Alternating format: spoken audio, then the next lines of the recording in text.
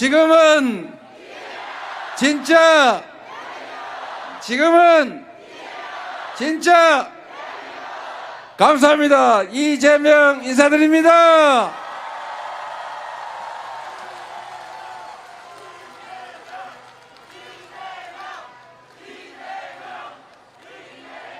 안산에는 안산 시민이 다 모일 만한 공간이 부족해서 여기를 잡았더니 꽉 차서 이 뒤에까지 모일 정도가 됐군요.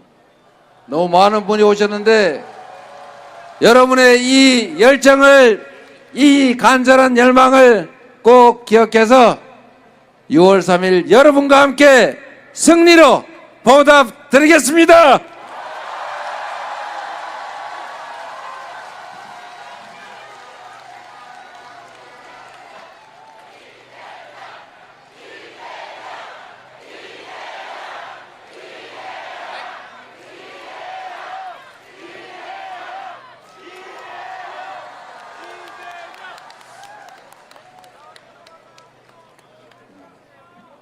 우리 국가 공동체가 해야 될 여러 가지 일들 중에 국민의 생명과 안전을 지키는 것이 가장 중요한 일 아니겠습니까? 세월호 참사가 벌어진 지도 참 많은 시간이 지났습니다. 여전히 우리 유가족들은 진상규명, 책임자 처벌, 재발 방지 대책에서 만족하지 못하고 계시죠. 저는 그런 생각이 들었습니다. 대체 그 사고는 왜 벌어졌을까? 왜 빠르게 전원을 구출하지 못했을까? 그리고 왜 그 이후에 진상규명 책임자 처벌은 그렇게 더디었을까? 모든 것이 의문이었습니다. 그리고 결국 또 이태원 참사가 벌어졌죠. 자세히 한번 되돌아보면 보수 정권이 집권했을 때 큰 사고가 많이 벌어지지 않습니까?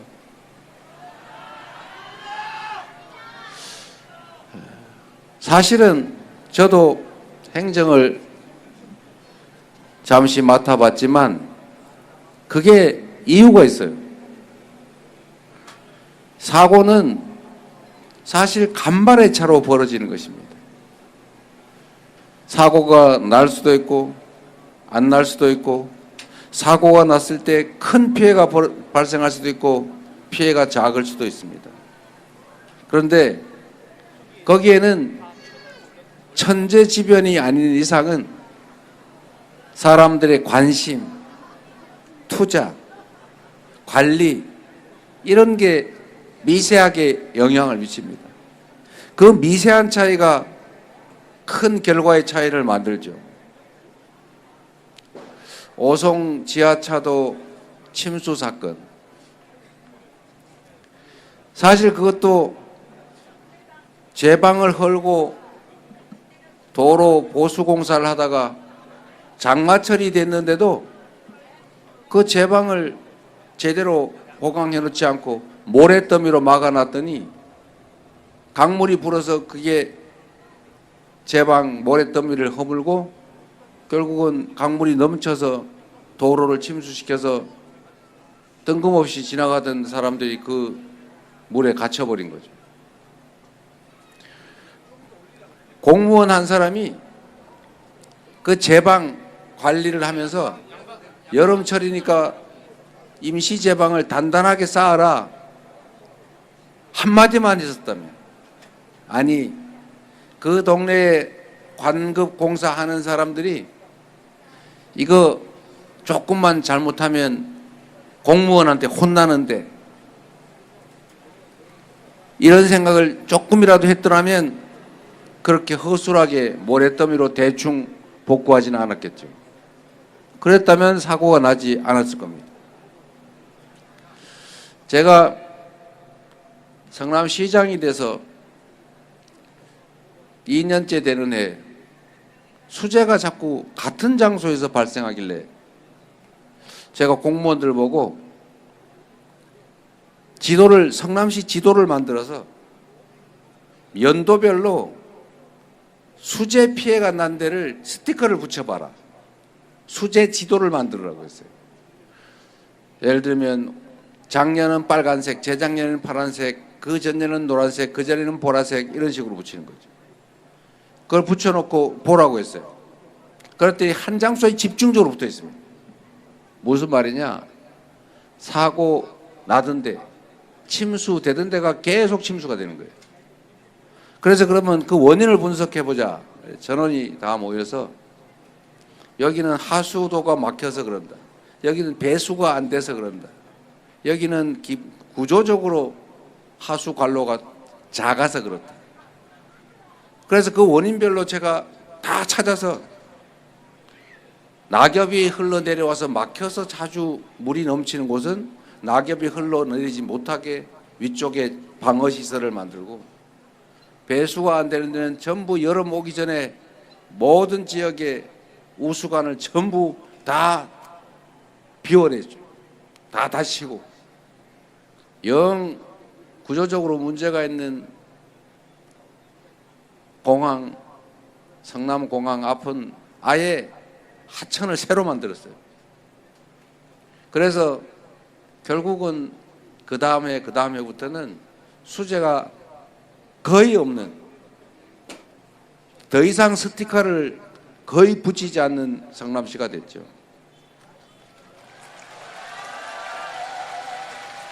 제가 원래 안전부서는 할 일도 없고 폼도 안 나기 때문에 가장 관심 없는, 어쩌면 좀 무능하다고 평가되는 사람들을 보내고, 거긴 승진도 안 돼요. 그러니까 거기 미운 사람을 보내요. 제가 완전히 바꿔서 가장 유능한 사람을 보내고 실적이 있으면 가장 먼저 승진시켜주고 바꿨죠. 안전부서, 경무부서, 장애인과, 안전관리과, 대중교통과, 이런데 민원 많은데 이런 데는 성실하고 부지런하고 세심하고 열정적인 직원들을, 유능한 직원을 보내서 잘하면 승진시켜주는 걸 보여줬죠. 정말로 열심히 했어요. 그리고 안전 전문 직렬 공무원을 새로 뽑았어요. 안전 직렬 공무원이 따로 있습니다. 따로 뽑아서 당신들은 국민의 생명을 지키는 군대와 같다. 전쟁이 거의 일어날 가능성은 없지만 한 번 전쟁이 나면 엄청난 피해가 발생하니까 전쟁 날 가능성이 매우 낮아도 수십조 원을 들여서 군대라는 걸 유지한다. 당신들은 시민들의 생명을 지키는 군대다. 평소에 사고가 안 날더라도 날 가능성을 0으로 만드는, 0에 수렴하도록 만드는 전사들이다. 그렇게 제가 얘기하고 승진시켜줬어요. 그러니까 열심히 하죠. 그리고 제가 공무원들한테 그걸 시켜놨어요. 앞으로 성남시에 관급공사를 하는데 문제가 생기면 하자 보수 증권으로 대신 보수하지 않는다. 하수 관로로 묻었는데 엉터리로 묻었다. 그러면 다시 묻는다. 도로 보수 공사를 엉터리로 하면 다시 보수 공사를 다시 시킨다. 이걸 공개적으로 얘기를 해놓고, 우리가 도로, 안산은 어떤지 모르겠는데 안 그럴 텐데, 도로를 지나가다 보면 이게 도로를 팠다가 다시 복구를 할 때 맴매하게 똑바로 해놔야 이게 덜커덕거리지가 않잖아요. 근데 대충 해놓으면 그게 차가 지나갈 때마다 덜커덕 한단 말이에요. 그거 짜증나죠? 그런데 그게 업자는 그걸 엉터리로 복구를 하면서 몇만 원 아꼈겠죠. 대충 해가지고.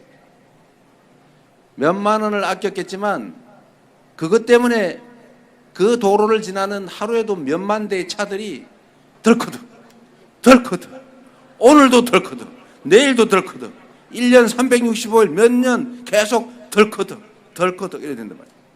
그거 얼마나 짜증나요. 차 다 망가지잖아요. 그래서 제가 그거 지금부터 다 찾아가지고 보수를 그 업체를 찾아서 다시 시켜라. 그래서 성남시내에 있는 모든 도로 공공시설 하자 있는 거는 옛날 업자 다 불러가지고 다시 공사를 시켰어요. 그리고 옛날에 한 거는 다시 공사를 시키는데 내가 취임한 이후에 준 공사를 엉터리로 하는 업체는 다음부터 공사 수주에서 배제. 그뿐만 아니라 전국의 시군에다가 사발 통문을 보내가지고 이 업체는 이렇게 엉터리를 해가지고 우리가 계약에서 배제했다고 다 알린다. 이렇게 해요. 이래놨더니 성남시에는 공사를 어떻게 그러면 매끈하게 다시 복구를 해놓습니까? 실제로 제가 하수 관로를 묻어야 되는데 그 묻을 때는 뭐 모래를 넣고 자갈을 넣고 뭐 순서가 있어요. 그걸 어겼다는 제보가 들어왔어요. 이미 다 묻어버렸는데 제가 파보라고 그랬어요. 팠더니 엉터리로 묻었어요. 공사 다시 시켰어요 제가.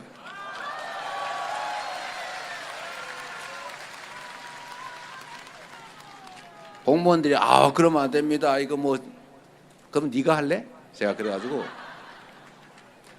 이게 이제 방침으로 딱 정해져서 알려지니까 잘못하면 손해를 보잖아요. 그래서 그 다음부터는 그런 불평 불만이 없었어요. 왜냐하면 그 몇만 원 아끼려다가 몇백만 원, 몇천만 원 날리는 수가 있거든요. 그래서 성남에서는 그 업자들이 그랬을 겁니다. 야, 성남 가서는 절대 그러면 안 된다. 손해보고 망한다. 이렇게 하니까 전부 다 원칙대로 하는 거죠.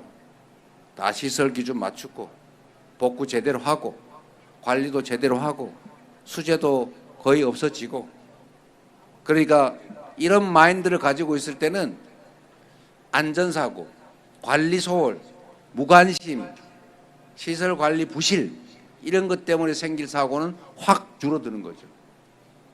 말씀드리는 것은 공직자 한 명의 그 마음, 공직자 한 명의 태도에 따라서 세상은 안전한 세상이, 행복한 세상이 될 수도 있고 지옥이 될 수도 있는 것입니다, 여러분.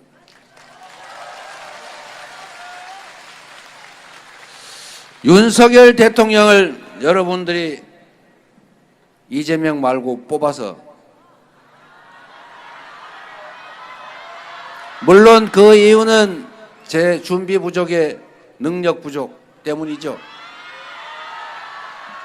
그러나 여하튼 지난 3년간 대한민국을 운명을 맡았던 윤석열 대통령과 그 정치 집단은 제가 보기로는 국민의 생명과 안전, 국민의 더 나은 삶, 대한민국의 더 나은 미래보다는 어떻게 하면 더 맛있게 먹을까? 어떻게 하면은 더 돈을 더 많이 벌까? 어떻게 하면은 우리 더 행복하게 살까? 이러다가 야, 이거 우리가 죄진 거 안 덮으면 우리 임기 끝나면 큰일 나겠네. 아예 우리가 영원히 해먹자.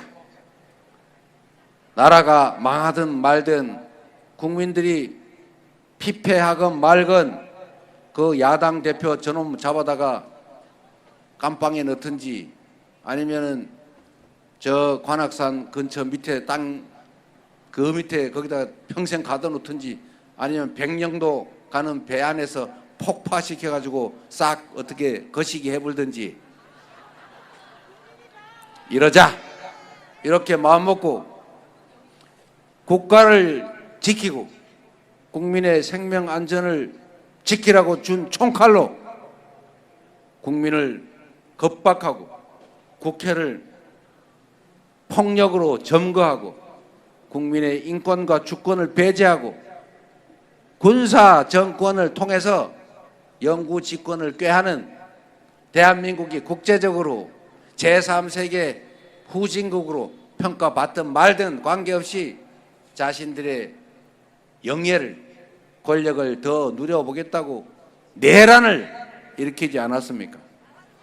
그런 공직자도 있는 거 아닙니까, 여러분?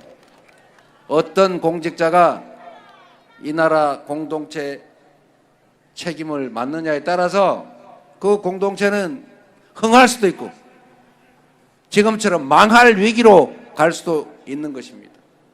바로 6월 3일에 여러분의 선택이 여러분의 남은 인생, 여러분 자녀들의 미래, 이 나라의 운명을 결정하게 됩니다. 여러분의 손에 이 나라 운명이 달려있다. 투표는 총알보다 강하다. 여러분이 모든 것을 결정할 수 있기 때문에 6월 3일 여러분의 선택으로 대한민국의 운명이 결정납니다. 6월 3일 희망의 대한민국, 새로운 세상 만들 준비 되셨습니까? 자신 있습니까? 할 수 있습니까? 그 새로운 길에 저 이재명이, 우리 더불어민주당이 여러분의 충직하고 유용한 도구 대리인으로 최선을 다하겠다는 약속을 드리면서 새로운 희망을 우리 함께 만들어 갑시다, 여러분.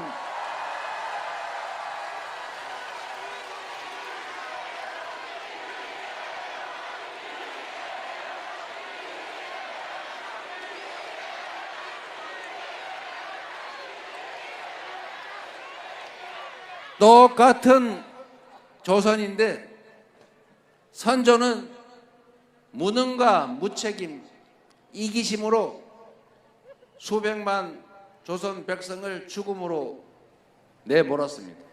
산천이 피로 물들었죠. 그러나 똑같은 조선에서 정조는 조선을 동아시아 최대의 부흥국가로 만들었지 않습니까?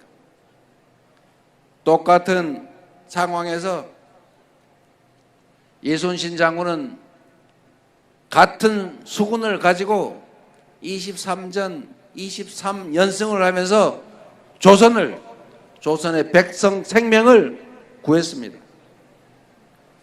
한 명의 공직자가, 한 명의 리더가 어떤 결과를 만들어낼 수 있는지, 어떤 변화를 만들어낼 수 있는지 우리는 역사 속에서, 아니 지금의 현실 속에서 얼마든지 볼 수 있습니다.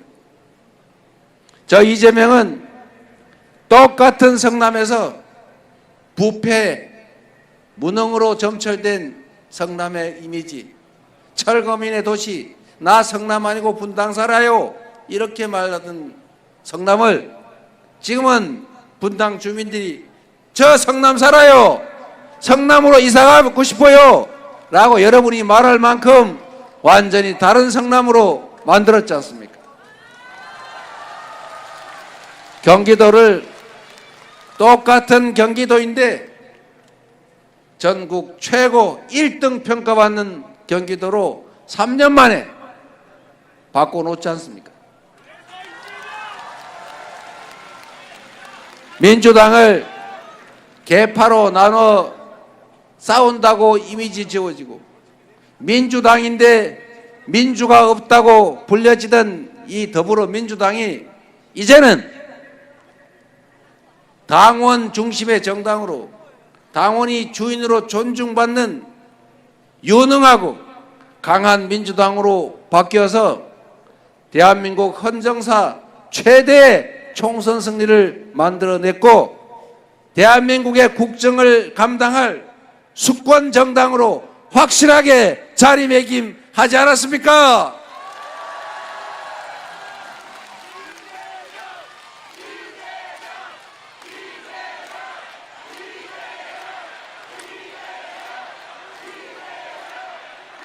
저 이재명에게 대한민국 국정을 맡을 기회를 주시면 지금과는 완전히 다른 퇴행하는 절망스러운 대한민국이 아니라 희망이 넘치는, 오늘보다 내일이 나을 것으로 기대되는 기회가 넘치는 국가 권력이 오로지 국민을 위해 제대로 쓰여지는 국민이 주인인 나라, 국민이 행복한 나라, 희망 넘치는 활력 있는 대한민국 진짜 민주공화국을 만들어서 반드시 보답드리겠습니다.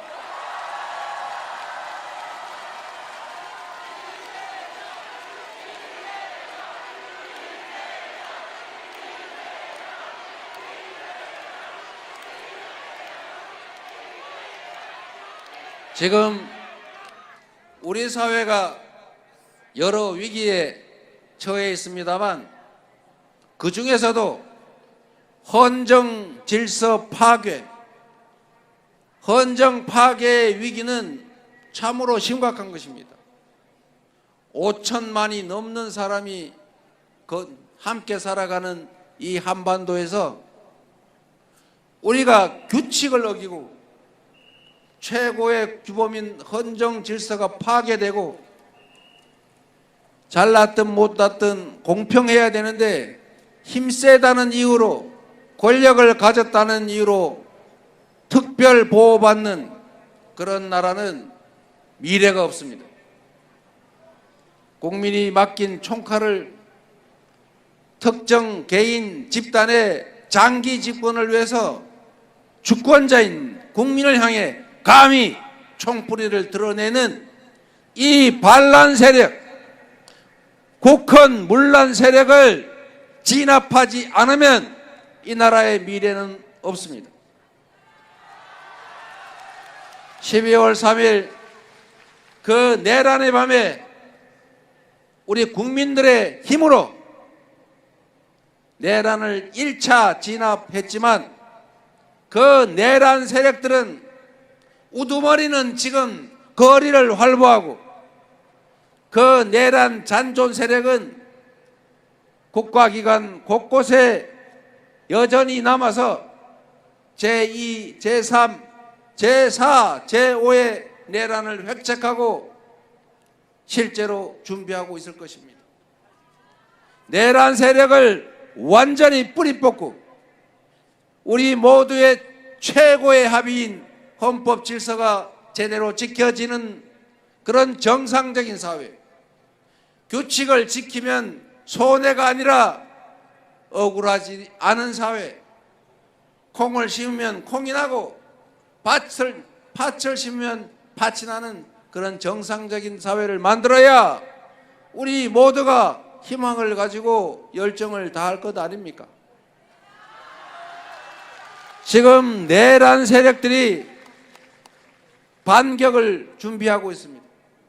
내란 세력들이 6월 3일 선거를 기해서 복귀를 꿈꾸고 있습니다. 김문수 후보에게 제가 어제 직접 물었습니다. 내란 세력을 그 우두머리 윤석열을 단절할 생각이 있느냐? 극우 전강훈 목사와 같은 극우 세력과 단절할 수 있느냐? 직접 물었지만 전 국민이 지켜보는 가운데 김문수 후보는 대답을 하지 않았습니다. 국민의힘은 계엄 해제에 참여하지 않았고 내란 우두머리 탄핵을 반대했고 내란 우두머리의 파면을 반대했고 내란 우두머리의 기환을 기도했습니다. 지금도 진심으로 내란에 대해서, 내란 우두머리의 그 국민 배반 행위에 대해서 진심을 가지고 국민에게 사죄했습니까?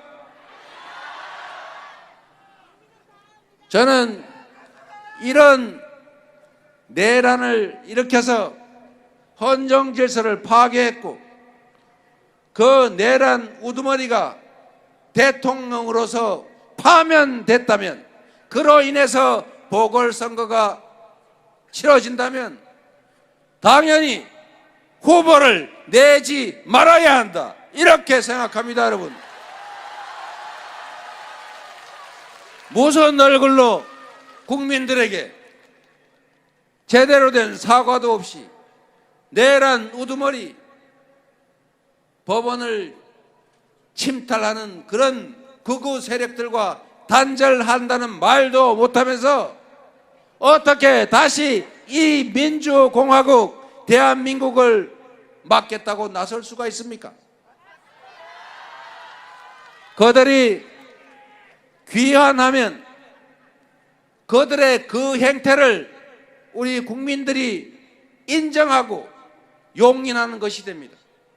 6월 3일 이번 대선은 이재명을 대통령으로 뽑는 선거가 아니라 그 내란 세력을 비호하는 내란 세력의 대표, 내란 세력과 단절하지 못하는 극우적 사고를 가진 그 후보가 다시 당선됨으로써 내란 세력이 복귀하느냐 마느냐가 결정되는 역사적인 분수령, 맞습니까, 여러분?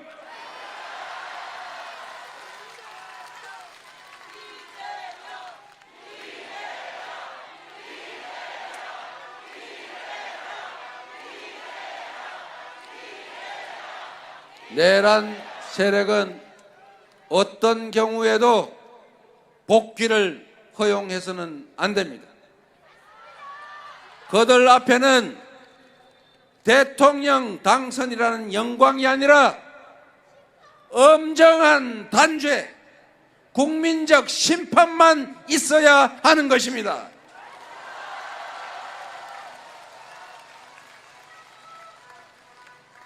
여러분, 정치는 정치인들이 하는 것 같아도 결국 국민이 하는 것입니다. 여러분들 손에 이 나라의 운명이 달려 있습니다. 여러분이 이 나라의 주인이고 대한민국의 역사를 만들어가는 주체입니다. 지금 이 순간도 대한민국 빛의 혁명의 한 부분입니다. 6월 3일로 빛의 혁명이 끝나지 않습니다. 12월 3일 그날 밤에 시작된 내란은 윤석열의 탄핵으로 끝난 것이 아닙니다. 6월 3일 새로운 국민의 대표가 선출되고 충직하고 유능한 국민의 대표가 국민의 뜻을 받들어서 내란의 진상을 명확하게 규명하고 그에 따른 상응하는 책임을 확고하게 묻고 다시는 이 나라의 국민을 향해서 총칼을 들이대는 그런 일이 발생하지 않도록 확고한 대비책을 세우는 데서 이 빛의 혁명은 비로소 끝이 날 것입니다.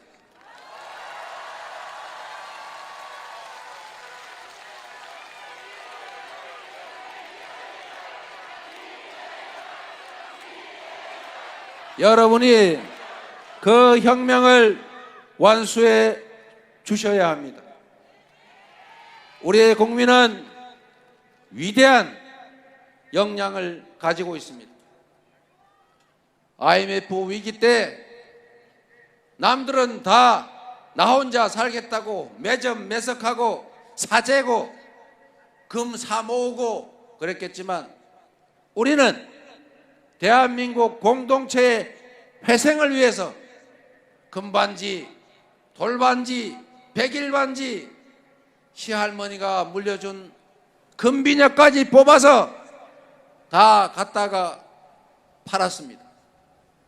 그래서 전 세계 사람들이 대한민국 저 나라 대단한 나라다, 조금만 도와주면 금방 일어서겠네, 이래서 지원을 결정받고 다시 살아나지 않았습니까?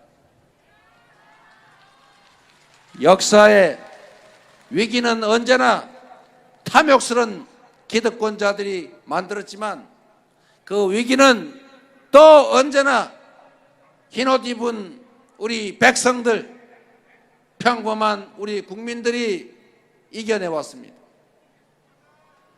2016년 박근혜 국정농단 때도 우리 국민들은 백수십만이 동시에 대규모 집회 시위를 벌이면서도 휴지 조각 하나 남기지 않았고 유리창 하나 깨지 않았고 폭력 사태 벌이지 않고 평화로운 방법으로 촛불을 들고 현실의 권력을 권좌에서 끌어내리는 위대한 평화혁명을 전 세계인이 지켜보는 가운데 해내지 않았습니까?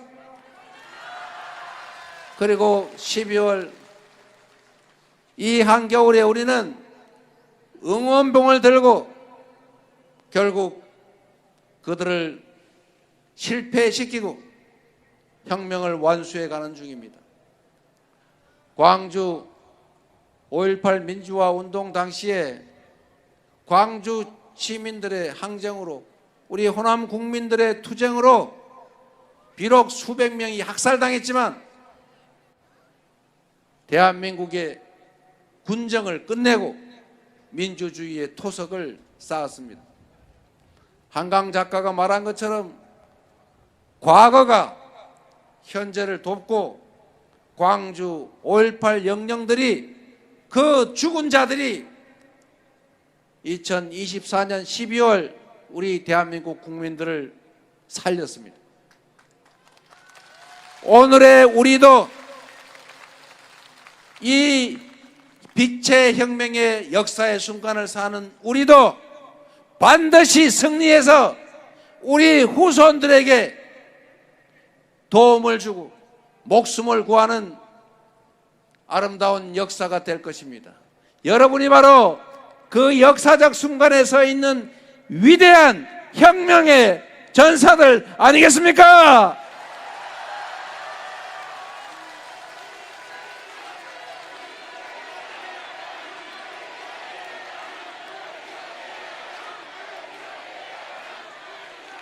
여러분을 믿습니다. 이재명과 더불어민주당은, 그리고 여기 함께 하신 우리 국회의원님들, 양문석,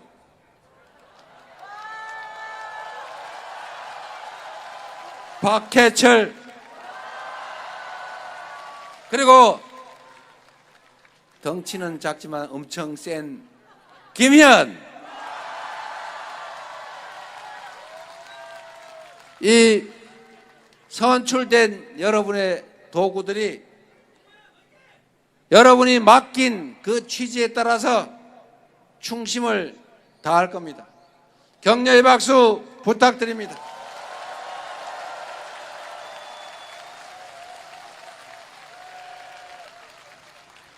세상을 바꾸는 것은 이런 정치인들, 이재명이 아니라 바로 여러분 자신입니다. 6월 3일 한 분도 빠짐없이 투표하는 것은 기본이고, 지금 1번 이재명에게 3표가 부족하다. 1, 2, 3, 12, 3, 1, 2, 3.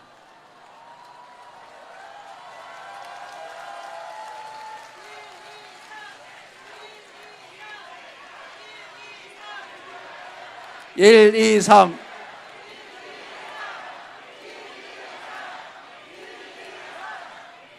여러분의 선택과 행동, 실천에 따라서 세상은, 이 나라는 앞으로 나아갈 수도 있고 회복하고 다시 성장하고 지속적으로 발전하고 평화로운 한반도가 될 수도 있지만 하기에 따라서는 그들이 다시 복귀해서 군사 쿠데타가 일상이 되고 법률 집행은 공평성을 상실하고 정치적 상대들은 제거당하고 숨도 잘 못 쉬고 경제는 여전히 망가지고 삶의 희망은 절망이 되는 그런 세상이 올 수도 있습니다.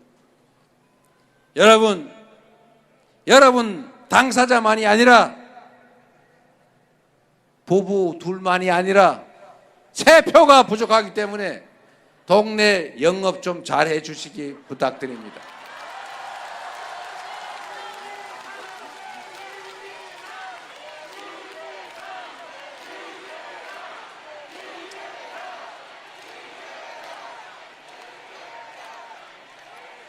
제가 오늘 마지막 유세라서 그리고 저 뒤에까지 서 계신 분들이 안타까워서 조금만 더 얘기하고 가겠습니다. 여러분, 저는 그런 꿈이 있습니다. 사람이 마음먹기에 따라서 정말 어우러져서 함께 행복을 누리면서 느끼면서 살 수도 있죠. 또 조금만 잘못하면 작은 차이 때문에 점점 더 대립하고 갈등하고 나중에는 결국 증오하고 혐오하고 싸워서 서로 죽이는 그런 관계가 될 수도 있죠. 부부 관계도 비슷하지 않습니까? 좋은 점을 보고 나쁜 점은 보강해 가면서 서로 맞추어 살 수도 있죠. 그런데 기대치가 너무 높아가지고 너는 왜 이게 부족하냐? 당신은 이게 왜 부족해? 이러면 서로 가슴 아프고 상처되고 결국은 살기 힘들어지지 않습니까? 저는 가족들, 친구 관계, 이웃 관계도 똑같지만 대한민국이라고 하는 거대한 공동체 우리 모두도 똑같다고 생각해요. 우리는 왜 이 위대한 역량을 가진 국민들이 힘을 합쳐서 서로 부족한 걸 채워줘가면서 더 잘 살 수 있는 행복하게 교감하며 살 수 있는 길이 있는데 왜 불필요하게 차이를 찾아내고 그 틈을 더 벌리고 증오하고 혐오하고 심지어 죽이려 하고 절멸시키려고 합니까? 정치인들이 편을 갈라서 빨간색 파란색 나눠서 죽이겠다고 서로 싸우더라도 우리 국민들은 그렇게 서로 편 나눠 싸우고 미워할 필요 없는 것 아닙니까? 우리 정치인들이 편 나눠서 싸우면 여러분들이 둘 다 싫어, 정치는 더러운 거야 이러면서 외면할 게 아니라 어차피 여러분의 일을 대신하는 사람들이기 때문에 그들이 정말로 국민을 위해서 부여된 권한을 제대로 행사하고 충직하게 더 나은 방향을 끊임없이 고민하면 지금보다는 훨씬 나은 세상이 될 수도 있습니다. 반대로 막강한 권한을 위임받은 그들이 그 권력을 이용해서 사익을 도모하고 누군가에게 고통을 주고 자신의 10원짜리 이익을 위해서 국민 모두의 수백 원어치의 손실을 강요하는 그런 세상이 되면 그 사회는 점점 나빠질 수밖에 없는 것입니다. 정치는 종합예술이라고 합니다. 정치는 없는 길을 만드는 것입니다. 어제 모 후보처럼 아리백 그건 불가능해. 어쩌자는 겁니까? 다른 나라 글로벌 기업들 전부 아리백해서 재생에너지로 생산되지 않은 물건은 안 산다는데 우리는 재생에너지 부족하니까 어떡하냐? 그러면 너네는 죽어? 이렇게 되는 거죠. 길이 없으면 길을 만드는 것이 정치가 하는 일입니다. 방법이 없으면 방법을 만들어내는 것이 정치예요. 규칙, 상식 그런 게 제한이 되면 규칙을 바꿀 수 있는 게 바로 정치 권력 아닙니까?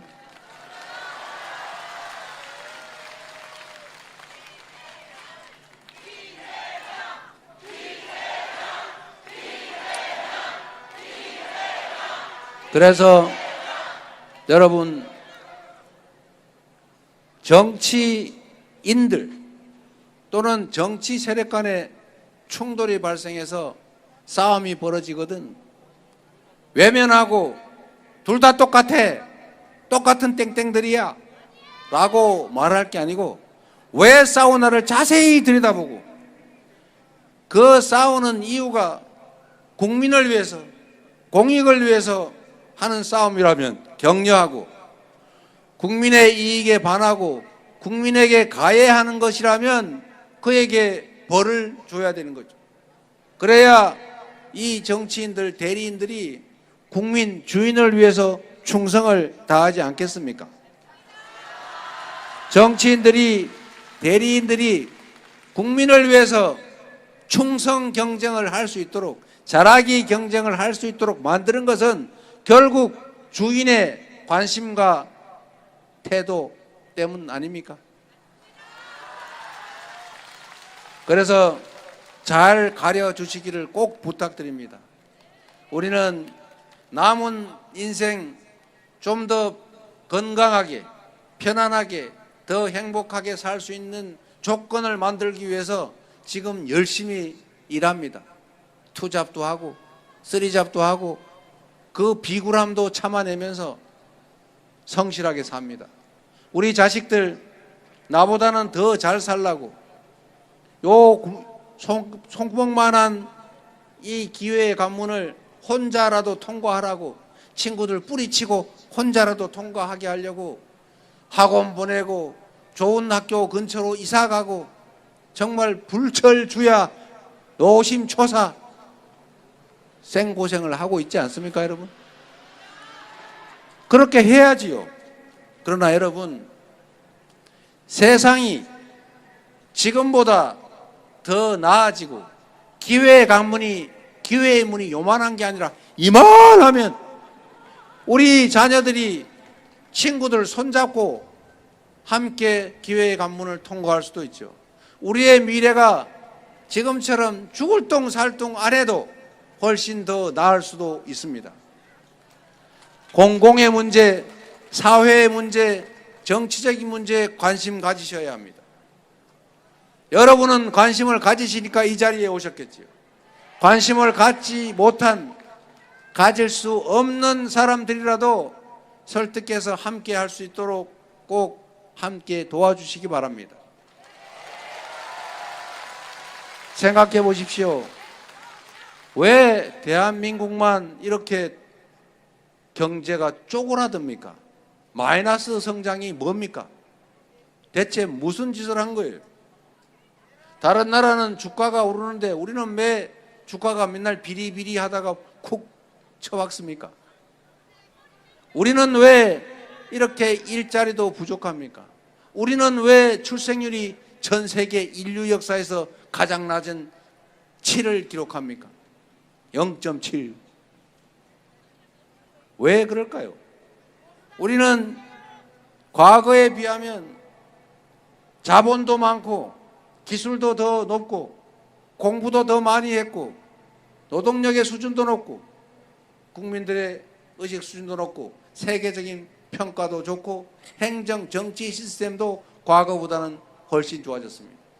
그런데 왜 이렇게 살기가 팍팍하고 미래는 절망적이어서 우리 아이들을 출생하는 것조차 망설여서 이렇게 됐을까요?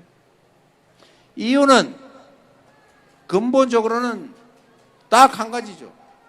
불평등, 격차 때문입니다. 누군가가, 어느 쪽인가가 너무 많이 가지고 있고 너무나 많은 사람들이 배제되고 있기 때문이죠. IMF, 세계은행 이런 국제적인 단체들이, 연구기관들이 그렇게 얘기합니다. 지속적으로 성장, 발전하기 위해서는 기회와 결과를 골고루 나누는 포용적 성장만 가능하다. 지금처럼 성과, 기회 이게 너무 한쪽으로 다 몰려서 대다수가 기회, 결과 배분에서 배제되고 특정 소수, 특정 영역, 특정 지역만 그 기회를 누리면 지속적 성장은커녕 경제가 점점 나빠질 수밖에 없다. 이게 연구 결과고 또 상식 아니겠습니까, 여러분? 아주 단순하게 얘기를 하면 온 동네에서 농사를 짓는데 가뭄이 들어가지고 농사가 잘 안 됐어요. 그런데 지주 한두 사람, 몇 사람이 그거를 다 긁어 모아가지고 다른 사람들은 논에 뿌릴 벽시가 부족하다. 씨앗이 부족한 상황이 됐다. 입에 풀칠하기도 어렵다. 유민들이 생겨서 막 돌아다닌다. 이러면 그 사회 전체의 생산성이 떨어지겠죠. 너무 당연한 거죠. 그런데 적절하게 먹고 뿌릴 씨앗은 충분하고 누군가가 그걸 막 뺏어가고 너무 많이 독차지하는 걸 제도적으로 막고 그런 시스템이면 지속적으로 농사 잘 지을 수 있겠죠. 열심히 일하겠죠. 성과물 자신들이 가질 수 있다면 더 노력할 것 아닙니까? 그게 과거에 농사를 지을 때나 지금 첨단 과학기술 시대나 다를 바가 없다, 그런 말입니다. 그래서 여러분, 민주적인 사회, 공정한 사회, 그런 사회, 그리고 불평등이 완화되는 사회, 이런 사회만이 지속적으로 성장할 수 있고 기회가 많기 때문에 희망도 있고 경쟁은 그렇게 극렬하지 않을 수 있고 친구를 뿌리치고 나 혼자만 살아야 돼 하지 않고 친구와 손잡고 함께 갈 수 있는 그런 세상, 내 자식은 나보다는 더 나은 삶을 살게 될 거라고 믿어지는, 오늘보다는 내일 모레가 더 나아질 거라고 믿어지는 사회가 돼야 아이도 낳고 희망을 가지고 최선을 다하지 않겠습니까, 여러분? 그런 세상을 꼭 만들어야 합니다. 우리가 저출생 문제 막 고민하고 아이 낳으라고 막 고사를 지내고 무슨 지원을 막 해줘도 희망이 없으면 내 자식이 태어나서 나보다 더 험한 삶을 살게 될 것이다.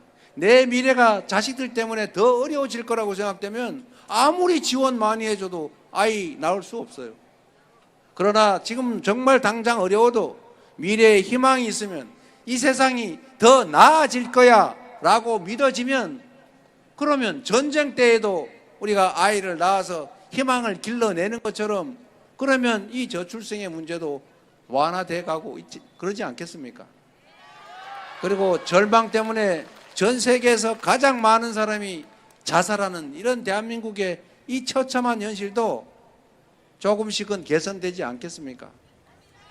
그러려면은 불공정을 조장하는, 법을 어기고 이익을 보겠다는, 수많은 사람들의 피해 위에 자기만 득을 보겠다는 이런 내란 세력, 극우, 뭔 세력이라 그래야 돼요? 극우 거시기 세력, 이런 세력들은 결코 복귀하게 허용해서는 안 된다는 것입니다. 그 첫 출발이 바로 우리 국민들의 의지를 보여주는, 주권자들의 단호한 의지를 보여주는 게 바로 이번 6월 3일 대통령 선거입니다. 이번 대통령 선거에서 우리 국민들이 주권자가 눈 시퍼렇게 뜨고 살아있음을, 이 나라가 다시 희망을 만들어 갈 수 있다는 것을 여러분 6월 3일에 여러분과 여러분 주변에 확고한 의지를 가진 투표로 증명해 주실 수 있겠습니까? 할 수 있습니까? 준비됐습니까? 지금은 진짜 만들어야겠지요.